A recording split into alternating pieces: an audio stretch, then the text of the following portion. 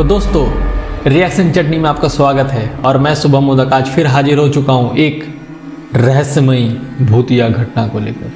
और ये घटना एक ट्रेन सफ़र में करते वक्त घटी है। शायद हम में से हर कोई व्यक्ति कभी ना कभी ट्रेन में सफ़र करता होगा या कर रहा होगा अभी, या इस वीडियो को देखते वक्त भी वो ट्रेन में सफ़र कर रहा होगा। तो ये वीडियो आपके लिए है, डरिए नहीं। अगर आप में है साहस तो इस वीडियो को अंत तक देखने का कोशिश कीजिए। अगर नहीं है साहस तो फिर ये वीडियो से आप निकल सकते हैं, जाके आप कार्टून नेटवर्क में कार्टून देखें। तो ये कहानी हम शुरू करते हैं। मुंबई से हावड़ा तक का सफ़र। ममता एक साधारण लड़की थी जो मुंबई से हावड़ा तक ट्रेन से सफ़र कर रही थी। सफ़र का पहला दिन सामान्य था। ट्रेन यात्रियों से भरी हुई थी और ममता ने सफ़र को आरामदायक बनाने के लिए खुद को अपने फ़ोन में व्यस्त कर रखा था। दूसरी रात का माहौल अलग था। ट्रेन जब बिलासपुर स्टेशन पहुंची तो अधिकतर यात्री उतर चुके थे। अब बोगी में कुछ ही लोग बचे थे और उनमें ममता अकेली महिला थी। बाकी बचे हुए यात्री पुरुष थे जिनके कारण ममता पहले से ही असहज महसूस कर रही थी। अजीब एहसास और डरावनी रात। ममता ने डर को अनदेखा करते हुए खुद को फ़ोन में व्यस्त कर लिया। कुछ देर बाद उसे नींद आ गई। रात के करीब 1 बजे उसकी आंख अचानक खुली। उसने देखा कि डिब्बा पूरी तरह से खाली था और ट्रेन तेज रफ्तार से चल रही थी। माहौल में अजीब सा सन्नाटा।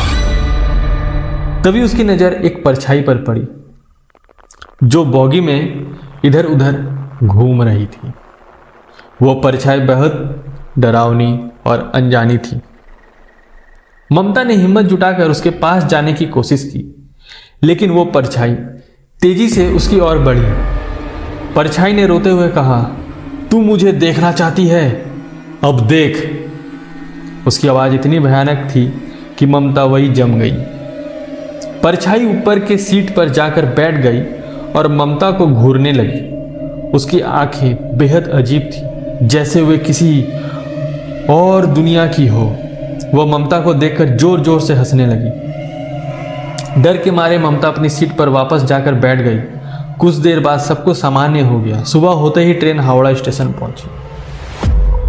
हावड़ा स्टेशन पर मुलाकात और घर वापसी। स्टेशन पर ममता के पिता और भाई उसे लेने गए। ममता चुपचाप उसके साथ चली गई, लेकिन उसके भाई ने महसूस किया कि उसका व्यवहार कुछ अजीब हो गया है। उसने सोचा कि ममता शायद सफर की थकान के कारण ऐसा बर्ताव कर रही है।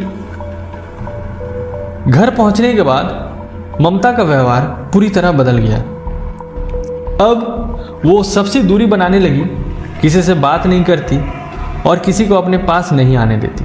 शाम होते ही उसका बर्ताव और भी अजीब हो जाता। वो जोर जोर से चिल्लाने लगती, रोती और ऐसा लगता जैसे कोई उसे मार रहा हो। उसके माता पिता ये सब देखकर डर गए। उन्होंने उसे डॉक्टरों के पास ले जाने की कोशिश की, लेकिन कोई फायदा नहीं हुआ। ममता पर कोई दवा या इलाज असर नहीं कर रही थी। तांत्रिक का आना और भयानक रहस्य। अब आप सुनिए। आखिरकार उसकी मां ने एक प्रसिद्ध तांत्रिक को बुलाया। तांत्रिक ने घर आकर ममता के शरीर में मौजूद अजीब ताकत को महसूस किया। उन्होंने ममता पर अनुष्ठान शुरू किया। घंटों की पूजा और मंत्रोच्चारण के बाद वो शक्ति ममता के शरीर से बाहर निकली। यह एक जिन था जो ममता के शरीर में प्रवेश कर चुका था। जिन ने अपने भयानक आवाज में कहा, "मैं इस शरीर को तब तक नहीं छोड़ सकता जब तक ममता की मौत नहीं होती।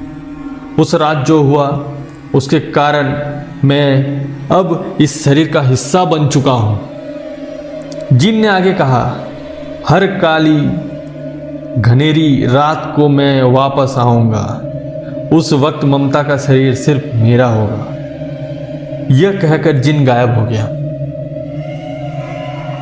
उस दिन के बाद से हर काली अमावस्या की रात जिन ममता के शरीर पर कब्जा कर लेता। ममता की चीख पूरे घर में गूंजती और उसका परिवार उसे रोकने में असमर्थ था। ममता का जीवन हमेशा के लिए बदल चुका था। वह ना तो सामान्य जीवन जी सकती थी और ना ही अपने डर से मुक्त हो पाई। उसका परिवार हर काली रात के डर से जीने लगा, क्योंकि उस रात ममता सिर्फ जिन की हो जाती थी। इस कहानी में हमें यह सीख मिल रहा है कि यह कहानी हमें बताती है कि किस तरह कुछ घटनाएं हमारी जिंदगियों को पूरी तरह से बदल सकती है।